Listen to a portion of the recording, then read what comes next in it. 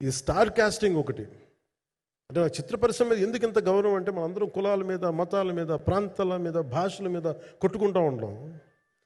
But any film industry you take in this world, especially Indian film industry, దీనికి there is no caste discrimination, there is no region discrimination, there is no religion discrimination, nothing.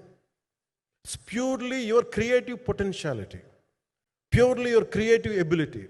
నువ్వు చిరంజీవి గారి తమ్ముడు కావచ్చు, చిరంజీవి గారి కొడుకు కావచ్చు, లేదంటే ఇంకొకళ్ళు అబ్బాయి కావచ్చు, మేనల్లుడు కావచ్చు, ఇట్ డజంట్ మ్యాటర్. నీకు టాలెంట్ లేకపోతే నువ్వు నిలబడలేవు, నీకు సత్తా లేకపోతే నువ్వు ఇక్కడ ఉండలేవు. అది నా కొడుకైనా సరే. ఇట్ ఆల్ డిపెండ్స్ నీకు ఎంత టెనాసిటీ ఉంది, ఎంత పర్సీవరెన్స్ ఉంది, ఎంత నిలబెట్టుకోగలవు, ఎంత నిలదొక్కుకోగలవు, ప్రతికూలతలు ఎంత బలంగా నిలబడగలవు.